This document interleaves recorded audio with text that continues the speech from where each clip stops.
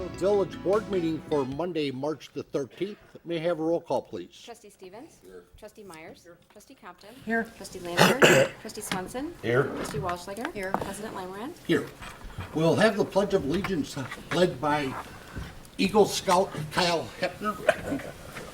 Please lead us. Everybody, please join me in the Pledge of Allegiance. I pledge Allegiance to the flag of the United States of America and to the republic for which it stands, one nation, under God, indivisible, with liberty and justice for all. First item on tonight's agenda is citizen participation. If there are any citizens that would like to address the board on matters that are not on tonight's agenda. Seeing as there are none, I will ask Eagle Scout Kyle Hoeppner to please come forward.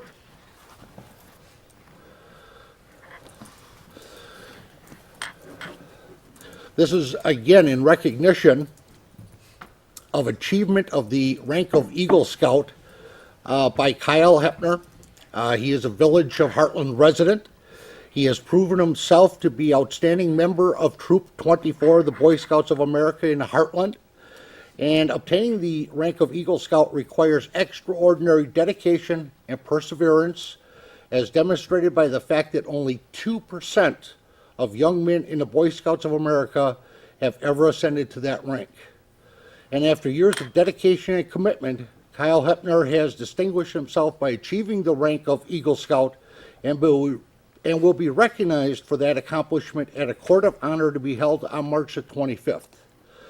The Eagle Scout is a distinction that will follow Hoeppner throughout his life and will serve as a shining example to others of the leadership qualities and commitment shown by this young man.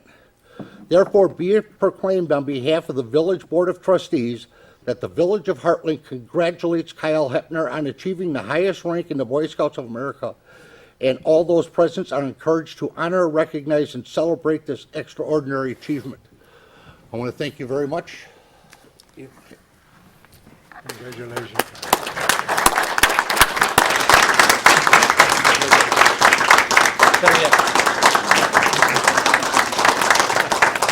And this is something that, as it says in the proclamation, will follow you throughout your life.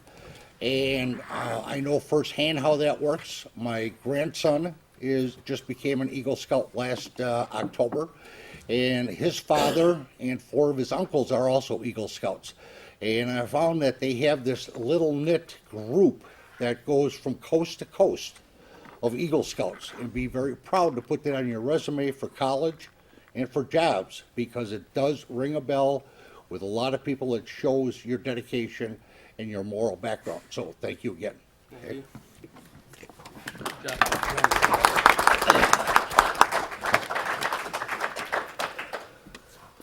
Tonight we have another proclamation, and you know, if we don't stop this pretty soon with this police department stuff, we're all going to get fat here. I mean, I see there's another cake out here, and we have a proclamation honoring Police Chief Robert Rosch on his retirement from the village after 33 years in service.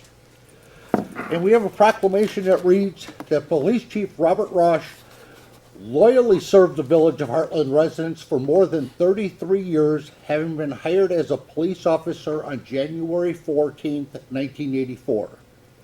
Robert Rosch served as village police officer, lieutenant, and 17 years as police chief with great skill and leadership, leading the department as it grew to a high-quality Wisconsin law enforcement accreditation group accredited agency and a regional leader for the coordinated law enforcement services.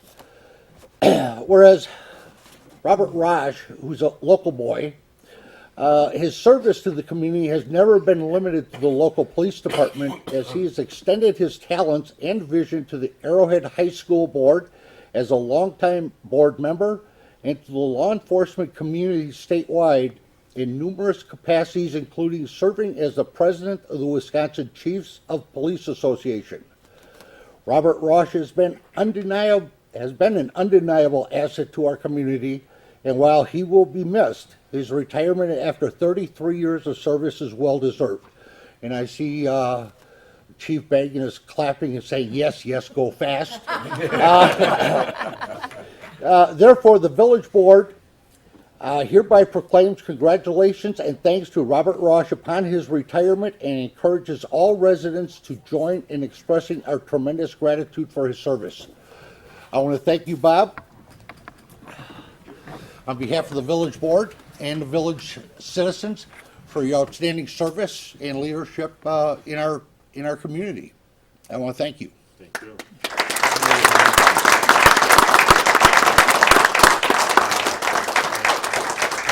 Have you got any comments? I do. Okay. It's all good though. When you're around for a long time, that you accumulate titles. So there's some of those are mentioned in there, and for a obnoxious little kid that grew up across the street from a couple of you folks, I think things turned out pretty good. So. I would say so.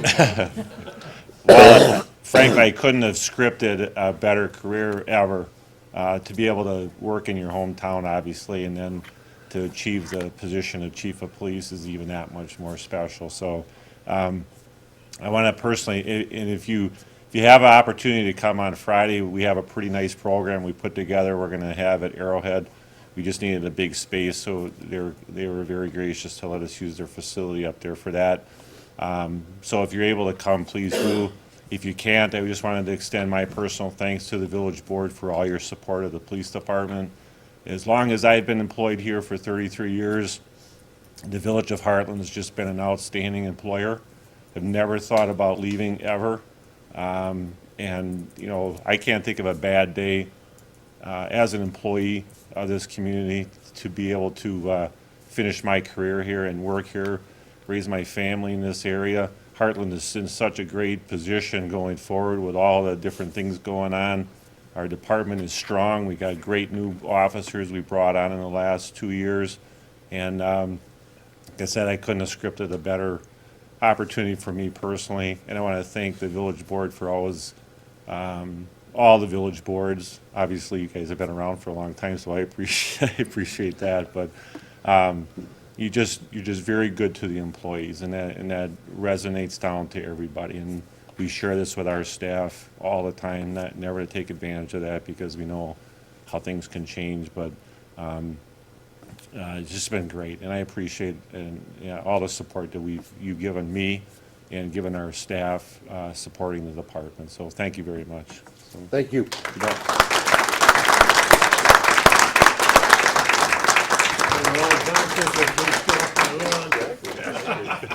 Thank you, sir. You were never an obnoxious little kid. Oh, sort of a big one, huh?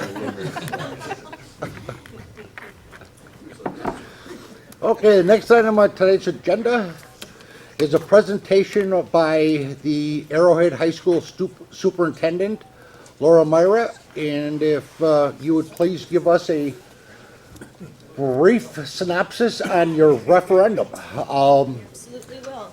The last referendum, from what I understand, did not fare well with the voters. And I think that the more opportunity that you get to explain to our public what the real reasons behind this are and the need. Because I had 2 children that both graduated from Arrowhead High School, and very proud of their education and their accomplishments with that as a foundation. So I'll let you begin.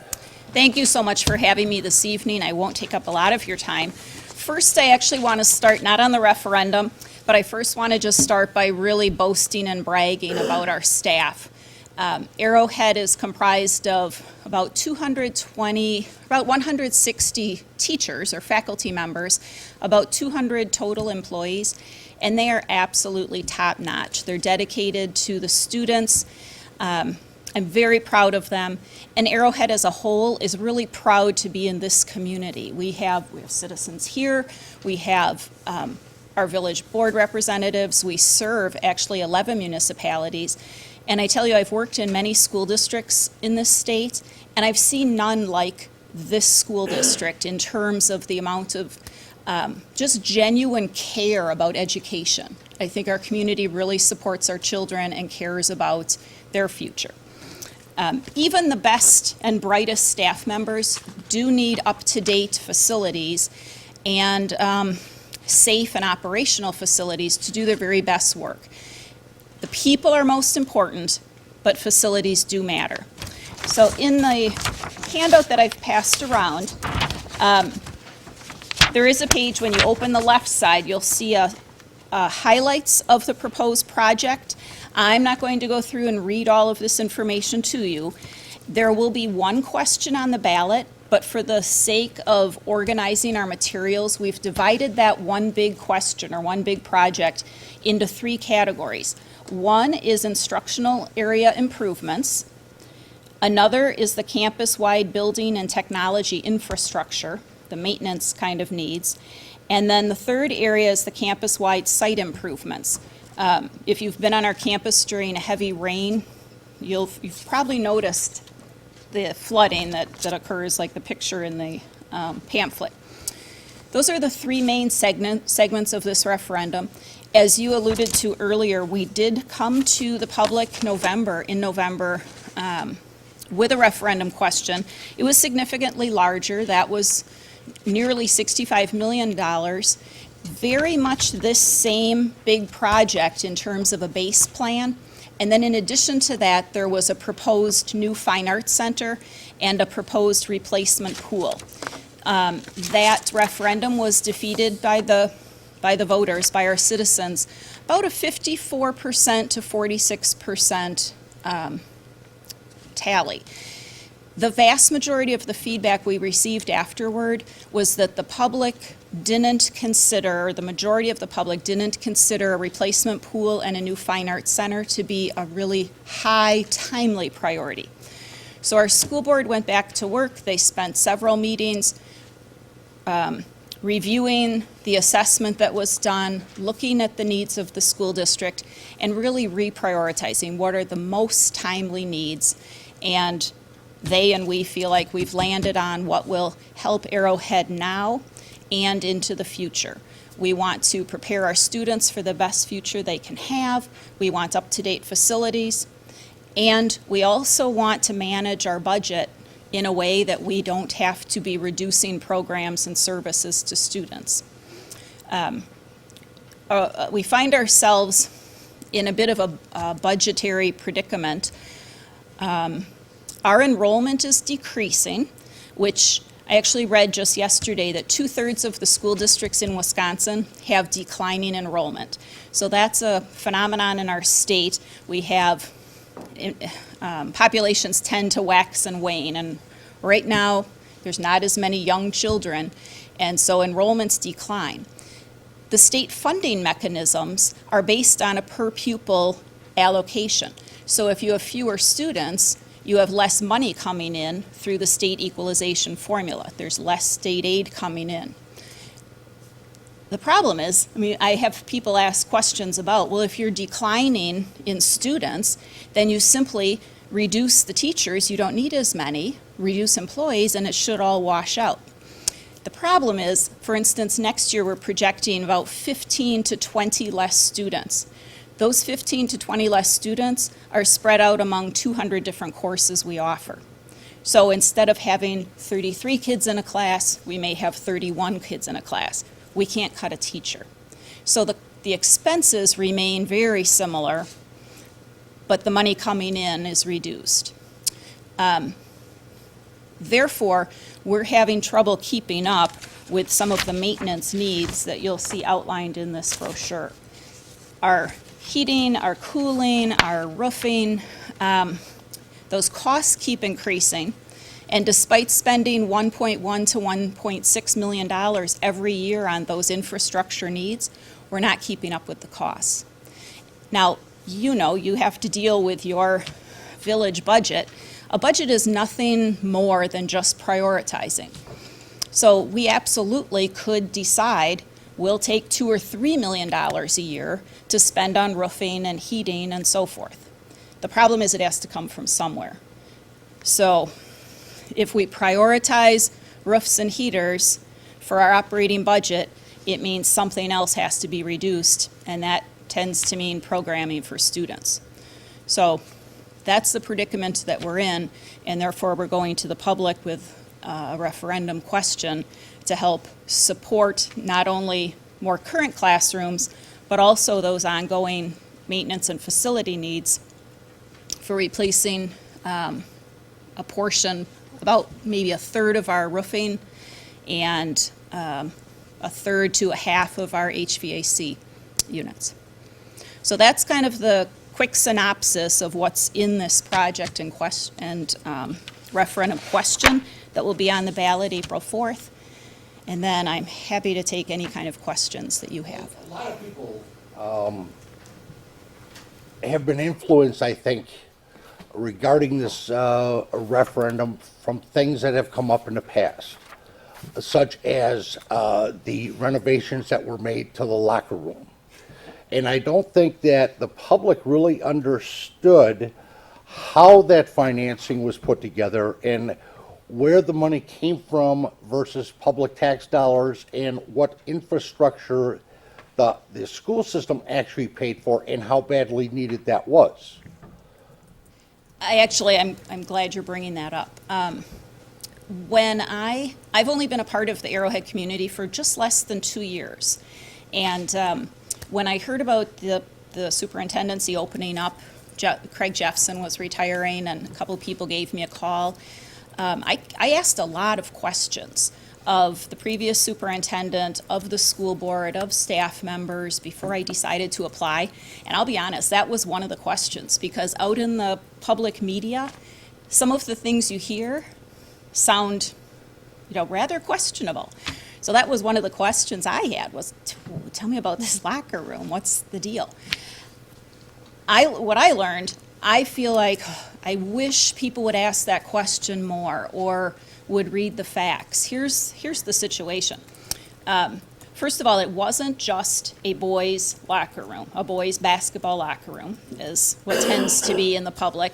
It was 7,500 square feet of a boys' basketball locker room, a girls' basketball locker room, team room area, hallways, a couple of offices.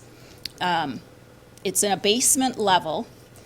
Actually, on talk radio, you hear a lot about there's this fancy skylight. It's in a basement. There's no skylight.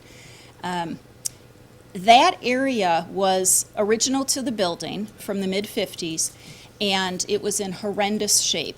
The girls' locker room did not have functioning toilets, but it did have a urinal. Figure that one out. The boys' locker room side of it didn't have functioning showers, and 3 to 4 times a year, there would be raw sewage backup into that whole area. And so the school was needing to deal with that. That was costly repairs and sanitation and replacing of equipment.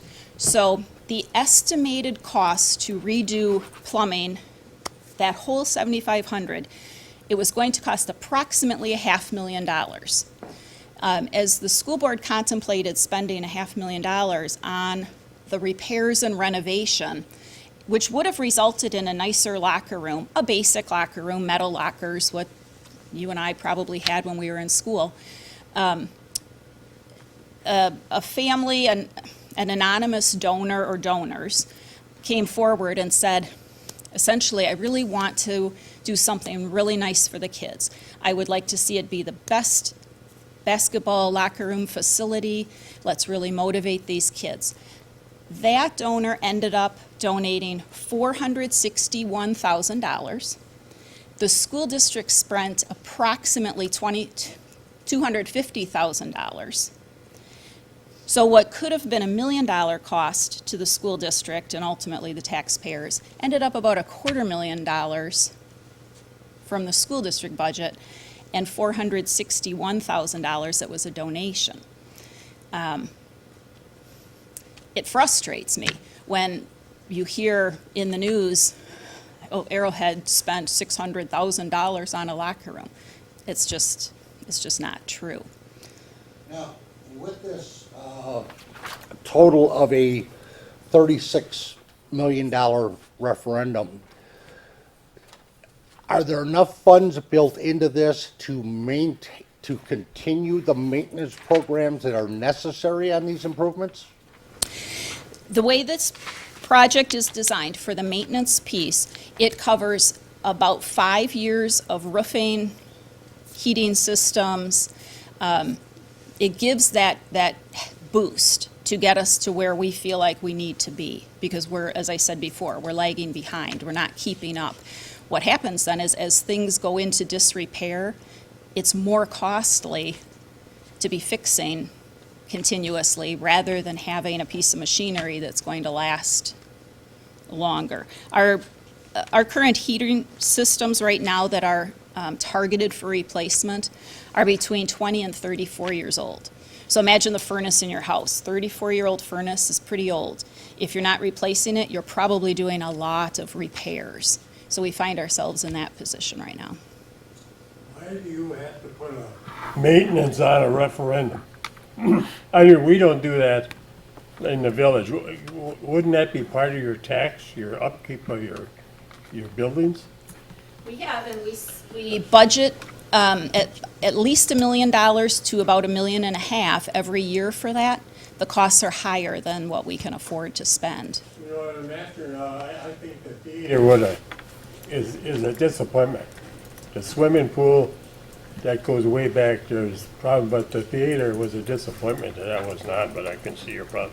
But maintenance to buildings, I don't know why that should go, that'd be like us at the roof leaks, putting out a referendum to have our roof fixed on that community building. We don't do that, we add that in there. You know what I mean? Right. The way school funding is structured, that's our option, is to go to the public. It's as if, like as a homeowner, if I needed my roof repaired and I didn't have the money saved up, I may need to go get a home equity loan. As a school district, we have to go out to the taxpayers. What also compounds the issue is, as I said before, because we're reducing the number of students we have, our budget next year is projected to be at a deficit. It depends what happens with the state biennium budget, but anywhere, if we have no new money per student, we'll be at about a $900,000 deficit. If the budget ends up as proposed, the governor is proposing about $200 per student for the next 2 years. That would reduce our deficit by about $400,000, but we still are $500,000 short. The following year, it becomes even more challenging.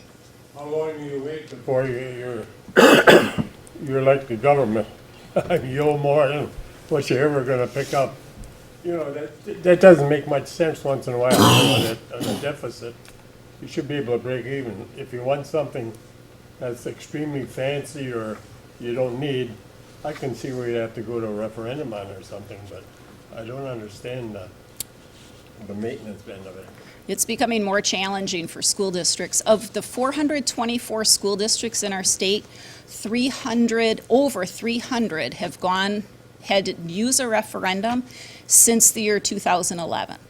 That's a lot, 300 of 424. And like I said before, it becomes a matter of prioritization.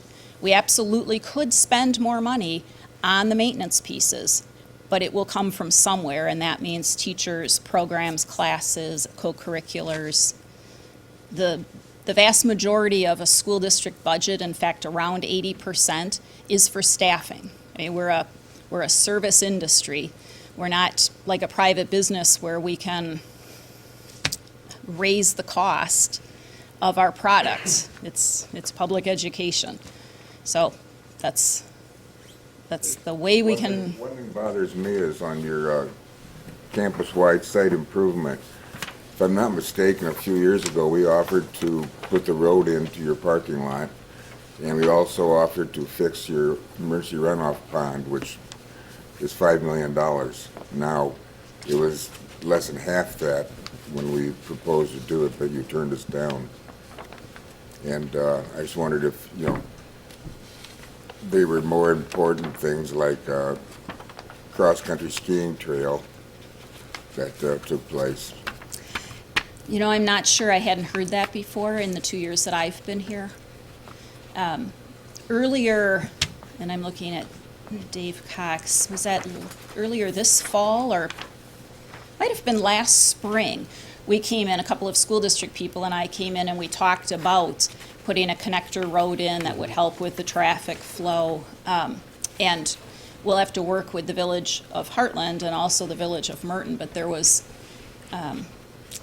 wasn't an offer that absolutely will pay for the road, but through our referendum, that road that would service the campus, which is 2,200 students from 11 municipalities, it may make more sense for that to be paid for through all of those municipalities that use the campus over just the village of Hartland paying for the road.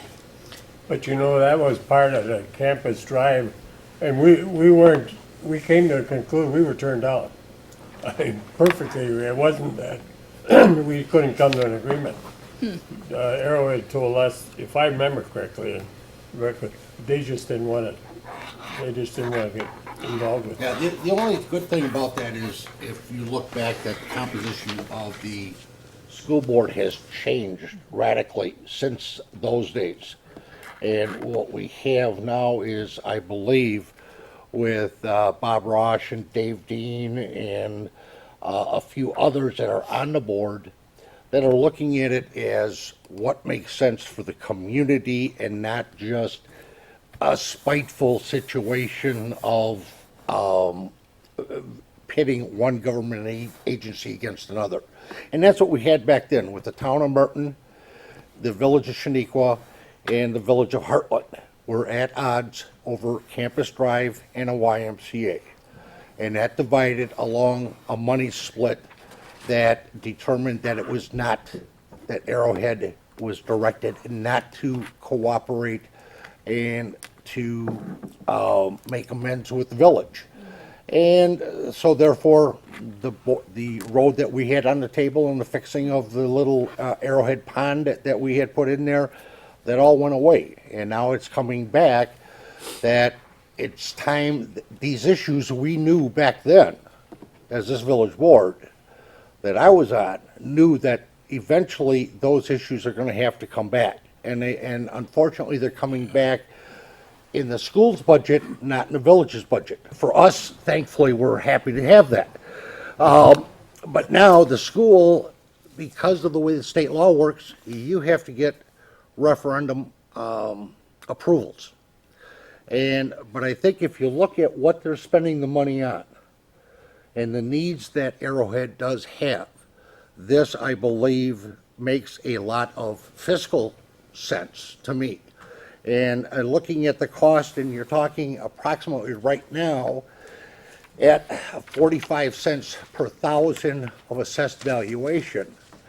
And that is based off of over 20 years, I believe. Correct, a 20-year loan. And that's also on a 1% growth in value. Right. But as we see in the village, we know that right now, we're hitting some major growth issues that are popping up. That's really gonna help the school district, both with their referendum monies and with their long-term monies. Being able to, again, the people have to realize that while the village grows and we have more value coming into the village, we, the village, prosper from that because we get to keep that. In the case of the school districts, what they get as increased basis for taxation, they lose in state aids. Right. So you've got one hand taking away while the other hand gives, and from my looking at it over the years, it's never been a fair swap. It always seems that the school districts are losing a little more in revenue than they're getting back from the increasing tax base. So I think that's why you were invited tonight, to try and let the people know that this is a dire need. And I've talked to the president of the school board, former chief of police, Robert Rosch, okay, at length on this. And he has convinced me, in looking at it, that this is a necessary time and a necessary expenditure. And our So- goal as a school district and board is just to make sure people have the facts and have the information, because we want people to make an Now, informed will you vote on make April this 4th. brochure available at perhaps Piggly Wiggly? This was sent in the Talk to, mail. talk Right, to this them went and to- see if you could put a little kiosk up so that the people can, when they do their grocery shopping, can pick one up and look at it and read it.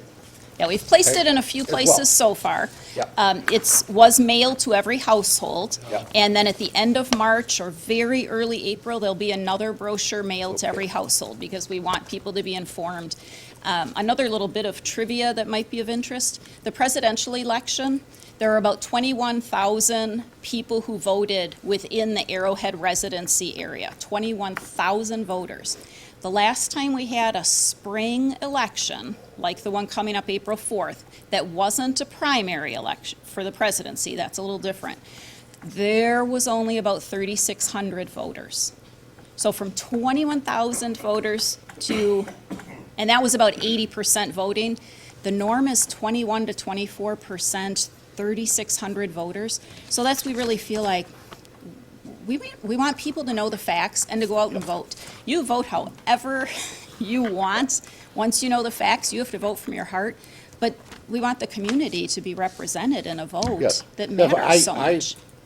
push the people voting at every election, and sometimes it works, sometimes it doesn't. You had a question, Ann? Why, with Arrowhead being in the town of Merton, why did the village make an offer to pay for that in the past? The road and the, That goes back historically, I'd rather not get into that. Okay. That goes back to the Campus Drive situation, and with the potential of a YMCA locating many years ago in the village of Hartland, that is now located in Oconomowoc, and the lawsuit with the state over the Campus Drive, and there's a whole lot of history on this that is, it's history, and it's probably best left there, okay?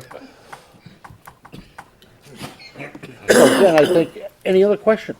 You know, one of the problems that I've always had with schools is, I started out as a teacher, I taught accounting. I look at your budgets, I don't know what the hell it is. You know, and you always tell all the, you got this experience, you got all these people, but you look at that, your budget in the paper that's in the Lake Country Report and try to figure out what's going on.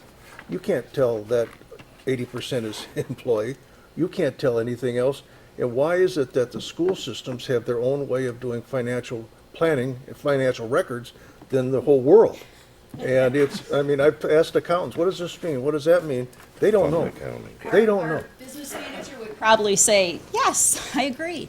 The Department of Public Instruction has some budgeting mechanisms that all school districts use. There's some variety, there's some variability that districts can choose. There's some flexibility, but not a lot. What I would advise you to do is, school financing is very complicated, but for our annual meeting every year, our Director of Business Services, Steve Kopecki, he puts together a PowerPoint and boils it down to the easy, like a nice little pie chart that shows revenues coming in, expenditures going out, how much of our budget is for staffing, how much is for all the different categories, and that's posted on the website. That's probably a good place for the average citizen to better understand our budget. On our webpage, there's a tab under School Board that's referendum information, and our website is identified on the back, and that has a lot of referendum information, but we also put a huge amount of school finance and Arrowhead budget specific information there. So that may It just help. seems like it's a big secret. Well, it's not totally the school board's fault or the village board's fault that our financial statements and our budgets are not decipherable by the average person. It's governmental accounting, it's fund accounting, and you've got all these little things that relate back and forth and transfers. And the government, somewhere along the board, those government standards boards felt that it was best to have all of these individual separated accounts They think it's better accounting, but for the average person, you and I looking at it from a budgetary standpoint of saying, this is how much money we've got coming in, this is how much we go for food, so much for insurance, so much for this and that. The schools have to divvy it up between curriculum, lunches, this, that, and all sorts of entitlement programs, and they have to spread it out over so many different funds, it becomes non-understandable. Okay? And it's very unfortunate. But the bottom line issue is, from what I'm understanding, is that coming down to it, that the facilities need repair and replacement, and the operating budget cannot handle it, and a referendum then is in order to try and get that taken care of. Is that correct? Correct. That's the information we want to share tonight. All I want you to do is just keep the theater in mind, because that's a big item. That absolutely was identified Yeah. as a need, and by staff, by many community members. I concur with you. I was actually surprised when I came to Arrowhead that the current theater seats 439 people. So if we were going to have a class meeting of like the junior class or senior class, for instance, we have 550 kids in each program. So even to have an assembly or a guest speaker, we can't fit our own students, even one grade level, in that theater. I kind of laughed because it's called the Little Theater so frequently, which would mean there's a big theater somewhere, but that doesn't exist. And you go to COTTONWOOD. So I would say the Fine Arts Center and the pool are still, they're not gone and trashed. We realize that those are desires of many people in the community, desired by many staff members as well. But that, from the feedback from the first referendum, those were the two areas that were not considered the absolute timely, prioritized needs. When I go around town, the pool was a big item that they weren't with that amount of money. But the theater, I didn't hear a person that I talked to as I roam around town that was against the theater. In fact, they were disappointed afterwards. But that's a referendum for us. I thought the theater would be back on this referendum. How much was that theater? What was the cost of that, do you remember? It was about 16.6 million, if I remember correctly. Well, that's kind of a fight. Anything else? Yeah, okay. I want to thank you for coming in, Thank you for and allowing me hopefully to this come. was educational to our audience. And again, if you have any questions, you can call the school, call Village Hall if you need. But the election and the vote will be held on Tuesday, April the 4th, Correct. at 7 a.m. to 8 p.m. here at the Village Hall. Thank you very Thank much. you. The next item is consideration of a motion to approve the village board minutes of the February 27th meeting. Also, Second. Been moved and seconded to approve the minutes as submitted. All in favor? Aye. Opposed? Motion is carried. Next item is a motion to approve the vouchers for payment in the amount of $3,763,747.53. I move we pay the $3,763,747.53. Second. It's been moved and seconded. Discussion? All in favor? Aye. Opposed? Abstain. Motion is carried. Just as a note, out of that $7 million that $3 million that we're spending, almost all of that is going to the other taxing agencies, because we collected the tax bills in January and February. And once we had the money, we now have to give the portion to WCTC, Arrowhead, Swallow, Lake Country, and to Hartland Lakeside and all the school districts and everything else. So that's where all of that money is going. It was the tax collections that we now have to pay out to the other agencies. And that was over $3 million for that. That was over $3 million, yeah. Okay, the next item is consideration of actions related to licenses and permits. And we have Bartender operator's license expires June 30th, 2018 for Michael Stoller and Yili Basheri. The police chief and the village clerk recommend approval. I make a motion to approve both of them. Second. Been moved and seconded to approve the licenses as read. All in favor? Aye. Aye. Opposed? Motion is carried. Next item is a matter regarding the Pepino's Class B retailer's license. And I believe we have somebody from Pepino's, Mr. Armelli, and somebody from the shopping center. If you'd come to the podium.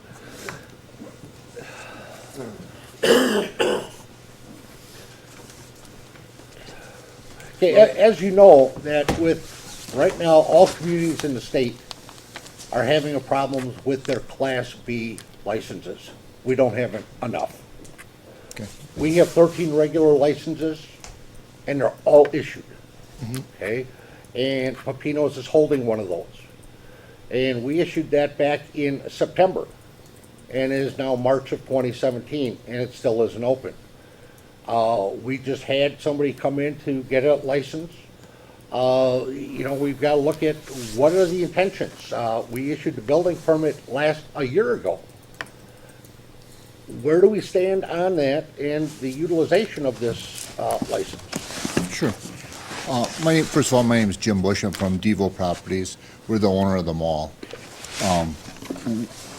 Reason being that this got put behind was some of it had to do with our HVAC permits, because what we did is, it's not new construction. What we did is we had one vacant spot left over, and fortunately it was right next to Pepino's existing unit. So what we had planned to do is open up the walls and create a sitting area for them and a bar area.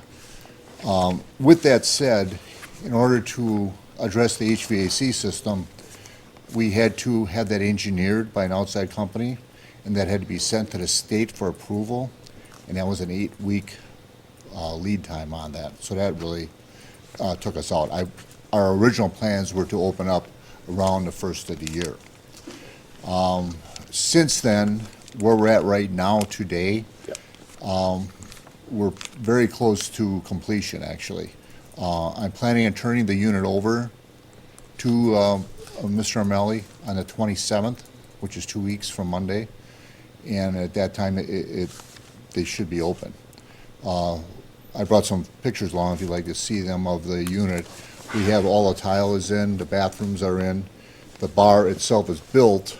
We're just waiting for the top itself. Once we get the top, then we can put the ice stations and everything in there, run his soda lines, and just time-consuming things to do. But we should be ready. Like I say, we're definitely going to turn the unit over the 27th. So then he just has a couple items that he has to finish up and get his occupancy. But I will have the electrical and the plumbing done by then and approved. So there really should be no more holdups, to be honest with you. Mr. Armelli? Yep, that's be on pace to opening by the end of the month, the very latest. Okay.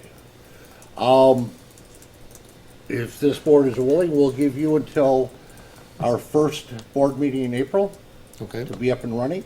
all right, If not, we will start revocation process on your license. all right. Okay? What is the date on that meeting? That would be April April the 10th. 10th. Okay, thank you. I appreciate it. Quick question, is there a reason, or that you could have maybe updated us, or did you update us, that we didn't? I called, spoke with Darlene, Darlene, okay. I mean, like every week, every week? to let her know what's Okay. going on. So Okay. Just by way of, we didn't, as at a staff level, didn't really think about it until about January. And then Tony got a letter from me that basically said, what's up? And that's sort of when you then started to keep up with Darlene and be pretty, I started to think, there's got to be some type of how many days and right. that I got to get going here, and then your letter came, and that's when I contacted Darlene right away. So, Well, good, well, I hope to see you in a lot of success I there. have one question. thank you.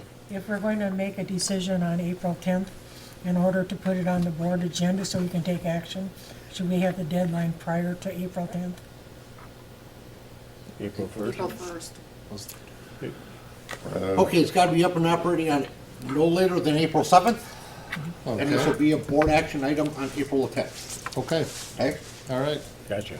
So when should I call you and let you know we're ready to roll? Before the You 10th. invite us over. You invite us over for the open house. One, you're gonna need a final inspection from our building inspector. That's And for then his again, occupancy permit? When you're ready, will let us know, and also just touch base with Darlene, the village clerk, and Okay. we'll be more than happy to announce your grand opening. Sounds good. Thank you. Thank you. gentlemen. Okay. Okay, next item is consideration of a bill for an ordinance 313-2017-01, an ordinance to amend Article 22, Section 30.28 of the Hartland Code of Ordinances regarding fines and forfeitures of the municipal court. Also move. Second. It's been moved and seconded. All in favor? Aye. Opposed? Motion is carried. Time out, time out. Yes, sir. While I appreciate the First motion, reading. officially it's not in order because you have a requirement that says you have to give it 3 readings. Oh, okay. Okay. So, This is the first reading of bill for an ordinance 313-2017-01. my apologies for not grabbing that before you got too far down that path. Just as a reminder, this is because the court has expanded to have now 19 members, and this is incorporating that aspect into our code. All right, we will carry this for the second reading to the next village board meeting with, Well, do you wanna waive the I'd be rules and- entertaining a motion. You can't on the first? At the next meeting, we'll entertain a motion to suspend the rules and adopt Okay. resolution or ordinance 313-2017-01. Where do these other 2 members come from? What village or from these new, Speaking on Johnson Creek and, as a contract member, okay, and then Town of Ottawa came in as a contract member last year. so they would, We just have to update the agreement so that the language shows all the owners and the contract, because some of the contracts don't become owners because it's too small. oh, okay, that's what I was wondering, where the 2 Johnson people. Creek is new, so the first 2 years are contract, then they have the option of becoming a member after the first 2 years. Okay. Okay, the next part of this is also the municipal court successor agreement. This is the agreement that recognizes that who all of the owners are and participants in the municipal court. And because we've had so many new additions, it was time to update this and sign a new agreement. So on that, I will entertain a motion. Also move. Second. Been moved and seconded to sign the municipal court successor agreement. All in favor? Aye. Opposed? Motion is carried. The next item is consideration of a motion to amend the 2016 municipal budget in the amount of $172,500. To summarize this again, because I read the whole thing, and as Mike would say, it was very confusing. That's what we were going for. That the bottom line issue is that we approved a budget. Correct. That said we were gonna spend X dollars, Correct. and we spent more than that X dollars. So now we have to amend the budget to show that. But the reason why we spent more money was because we received so much more money in revenues. Correct. And the biggest item being from the inspection fees and Inspection, building permits. That That our recreation was another. expense is paid out to them because we have to account just strictly for expenses. And we cannot spend, we're not supposed to spend more than we said we would. Correct. And if we do, we have to Do an amendment. We've always do an been very amendment to say conservative. where those monies are coming from to cover it. Correct. Is that correct? That is correct. We've always been very conservative with numerous line items, and that was the point of the memo to try and get that across. And the main 2 areas that we had were the, one was the Inspection. building permits and inspections, and the Correct. other was our recreation department, which is not Not here. represented here tonight, that they had such a phenomenal year this last summer in their programs that their expenses went way up to pay for the programs because of the number of people that participated, but the fees also went up. So we got money to pay for those. The bottom line issue, if you looked at their revenues versus their expenses, they still came in with more revenues than expenses. They're a profit-oriented operation in that regard. Correct. So now it's a budget amendment saying we want to approve the $172,000 in additional expenditures, and that we also want to amend the budget to reflect the addition of $172,500 in revenues, so that our budget is again balanced. Correct. I got a question with the Sure. police being over budget. We had two people gone that were probably $70,000 employees. With benefits for an officer, you're probably looking around 90 to 100. Okay, 100. And why would that be over? I mean, we have new Overtime. people, huh? Overtime. We had what would happen is, if you remember, we approved a 1.25% raise last year. So their salary line item, the salary line was 1.29% over. That is the raise that the officers received. That raise was not run through any of our budgets. That was in contingency. The rest of the accounts that are over are overtime. You have your retirement benefits, health benefits. Those are over because we were down the officers due to overtime and the other issue that we needed to make up that time. So Yeah, but police had overtime is less expensive than having an actual person. No, it's time and a half. It's not? No. time and a half. Overtime is time and a half. Well, You time mean and a instead of half, having but a you don't have any benefits or full-time anything. Sure you do. person You're versus- getting You done- did no additional But benefits no, you still have, you don't have Retirement. any additional health benefits. or But you retirement. have all the rest of the benefits that are paid, that are based off of the wages paid. Those benefits are tied to the wages paid. Social Security, they're all tied to wages. Yeah, but if the wages go down, The The wages, only way you went up. no, Salary. because, Time and a half, they go okay, up. I'm making $50,000 a year. And Yeah, to but we're replace me, we're not talking about these they guys. had to take that other officer who's making $50,000 a year. But they have to make up my time, so they're paying him an additional $75,000 to make up my time. well, they're not paying that guy's benefits, though. Yes, they are. The only one that they're not paying is gonna be health insurance, okay? You're paying 11% in WRS for every Yeah. hour. Everything else, the benefits that are fixed expenses do not go up. But those that are variable, such as retirement and police uniform allowances, et cetera, that are tied to the wages paid, those are gonna be going up, so those expenses will raise. Okay, those benefits will be paid out in addition to the time and a half. Despite the salary, Yes. the benefits of the people that retired. Right. Because that's 100,000, what was that, maybe 50, 80,000? Yeah, if you have We'd probably say 50,000 about if you 80. have a 50 there is no officer that said 50,000, but if you had a $50,000 employee, it would be about 75,000 with benefit in that scenario. So you're getting about approximately the same thing with overtime at the time and a half, but you're also paying FICA, you're also paying WRS, you're paying all the benefits. So, The benefits go up with more time? no, but you're just, it's the same The percentage. health insurance is the same, Health No, insurance health is? insurance stays the same. stays the same. So Yeah, what benefit that's the only goes, one. what benefit goes up then with the Your overtime? Wisconsin retirement, I mean, that's 11%, so 11% is We $75,000. don't pay 11 of it. We do. Yeah. I thought we were paying a portion. For general employees, Oh, yes, that's for protected, for it's the- it's for the Yeah, duty it's plus employees. disability. Okay. Okay, I give up. All right. And this will get published either Thursday or next week, Tuesday, in the newspaper.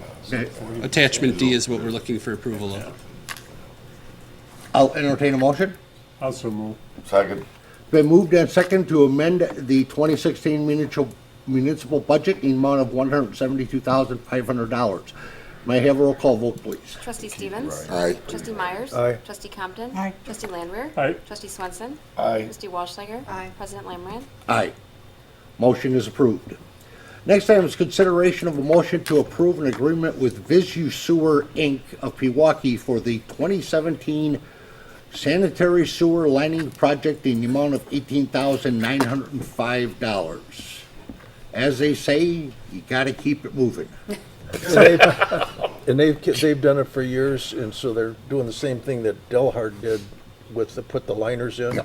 And it's very cost effective, so I'll make a motion that we approve it. I'll second. Question, It's been moved and seconded. Discussion.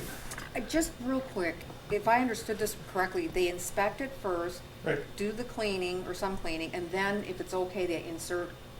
They put the liner in, inject the resin, heat it up, that resin hardens on the inside of the pipe, then they come back through and they open up all the lateral But that's openings. done after they inspect, to make sure that they can do that, that it's. Correct. That's how they found out I just that, wanted Yes. to make sure I understood that right. yeah, that's Right. how they found out that. I just saw this new product on TV that was advertising that you could patch just about any hole with it. I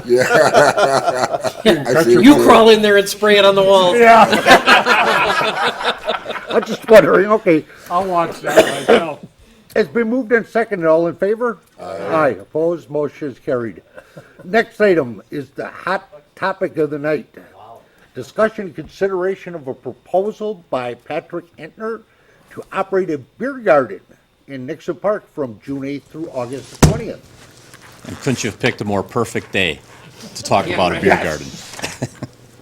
We could have a beersicle. Yeah, you Yeah. could have a slushy cone or something, but They have beer ice cream now. Yes. yeah. Oh, they got it. Gin, ice creams too, they got everything. I like soy. So the park board has seen this proposal, recommended approval, but we wanted Pat to have the opportunity to explain it to the village board so that you would have the opportunity to give a thumbs up or a thumbs down. Ultimately, if the village board is in concurrence, staff will work on drafting in the details of an agreement, and we'll come back to you with that in some time. Correct. I've done a fair amount of research over the last 4 years on beer gardens. And I think, Did you go over I'm sorry? the Germany and check out? No, just the ones around here. Yeah, go to Milwaukee. Go to Milwaukee. Just the ones around Milwaukee. The idea first came to me 4 years ago when the splash pad opened up, and I ran the concession stand for that first summer. Unfortunately, the concession stand wasn't successful, but I had a lot of time to stand there and look out at the nice grassy area between the concession stand and the empty warming shed that sat next to the pond and the river, and thought over and over again this would be a great place for a beer garden. My wife and I both thought about it over and over again, and she was actually more of a driving force behind this maybe than I was, to finally take the leap and the step and to try and put something together to put a beer garden in Nixon Park.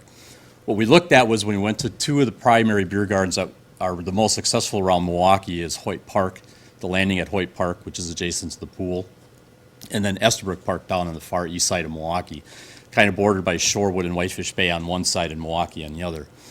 The four elements we looked at were they were all in a park, they were all in a heavy residential area, they were near or on water, and they had something for the kids. Nixon Park has all of those elements. We even have the benefit of the splash pad. And actually, we have the benefit of being on the water, right next to the water, whereas Hoyt Park is close to the Menominee River, but you can't really see it. It's about 100 yards away. And even Estabrook Park is on the Milwaukee River, but you have to take kind of a long path to get down to it to actually enjoy the river itself. Both those beer gardens have been very successful. Both run through the Milwaukee County Park System, but run by private organizations. The Friends of Hoyt Park is a nonprofit organization that reopened the pool several years ago, and then seeing the success of the Estabrook Beer Garden, decided to get into the business and opened up the landing at Hoyt Park, which is the beer garden adjacent, or actually connected right to the swimming pool. So that's what we looked at. Those were the elements we looked at.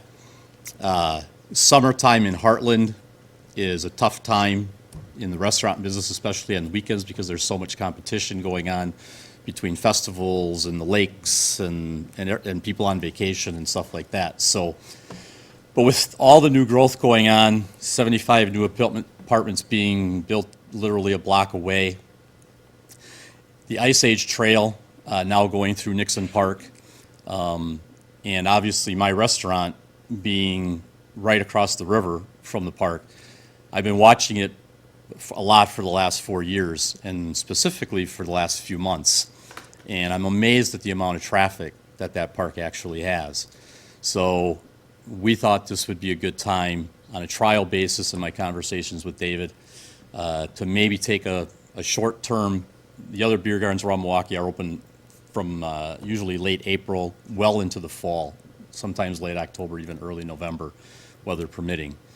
But again, being a little bit of an uncertainty here, we decided maybe to try and take this on a trial basis, working on a 4-day-a-week trial, Thursday and Friday nights from 4 to 9 p.m., tying in with the Thursday night concert series that the village already does, and then Saturdays and Sundays from noon to 9.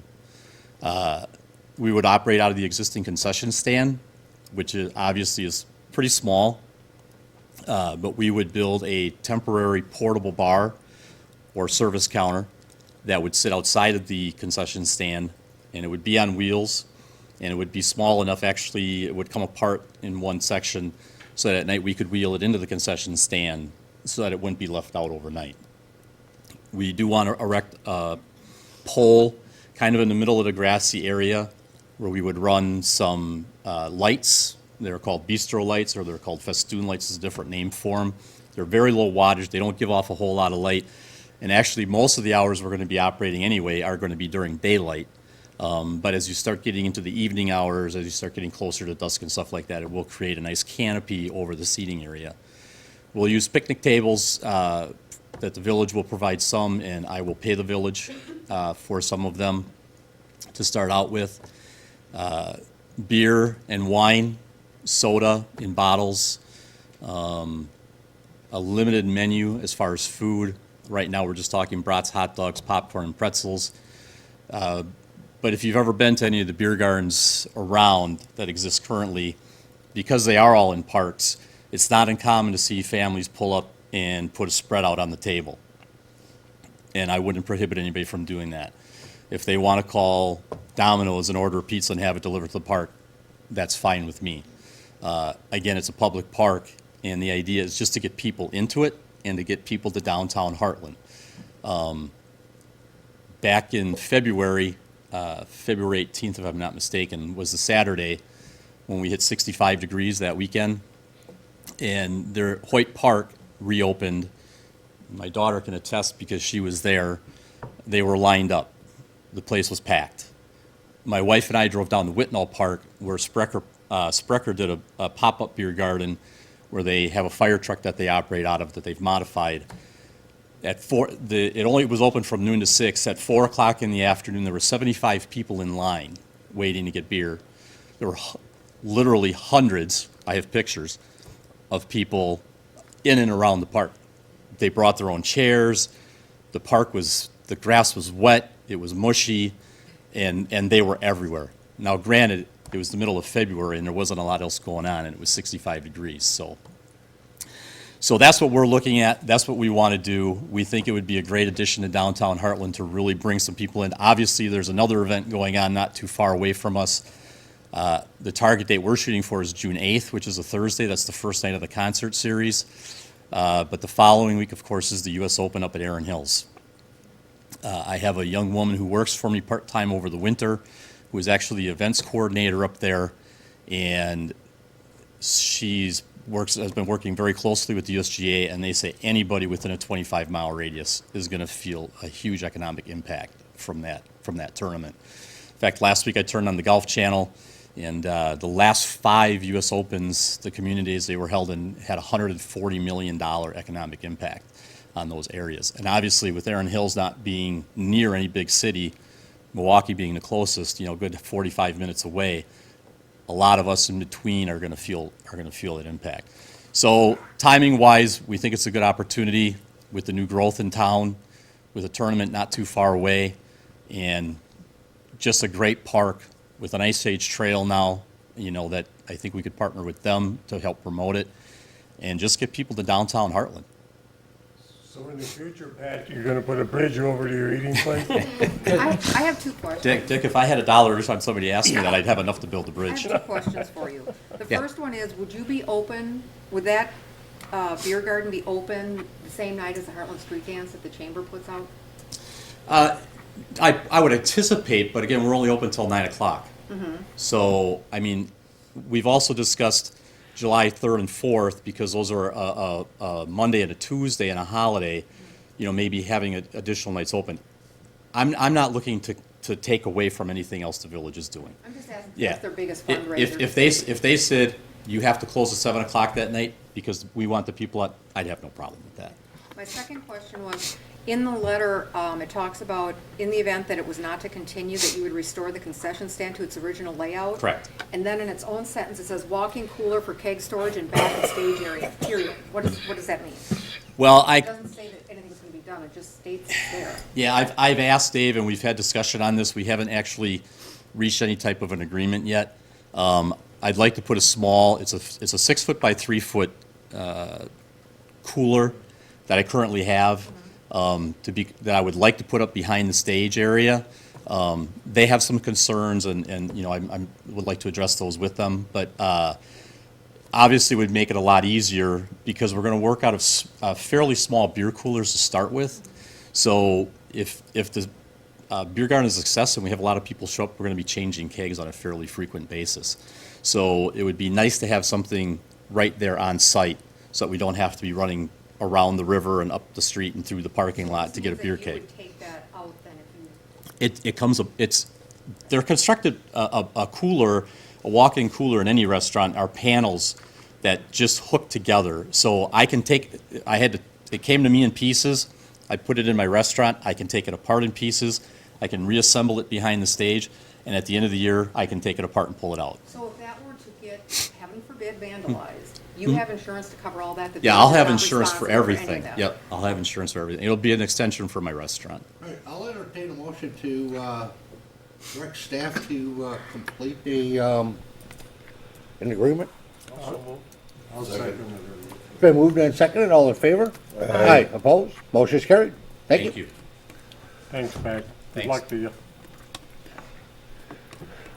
The next item is a consideration of a motion to approve the site access agreement with Verizon Wireless Personnel Communications LP, doing business as Verizon Wireless, to authorize access to the Coventry Lane Water Tower site for the purpose of investigating the proposed installation of communication antennas and equipment on the site and water tower. Do we have much? You're going to ask me if we have much choice in this Yeah. matter? So that's kind of an interesting question.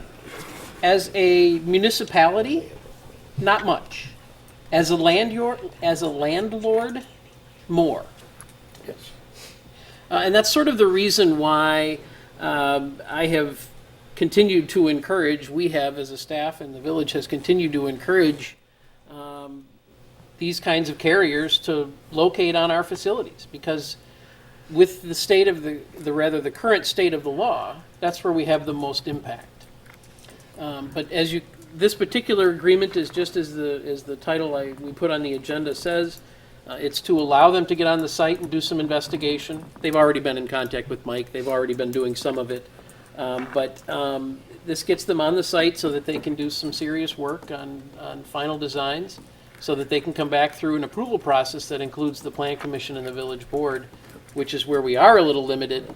But again, as a landlord, we can affect some changes to their design and get some considerations in place. What income would that provide? Or has that changed?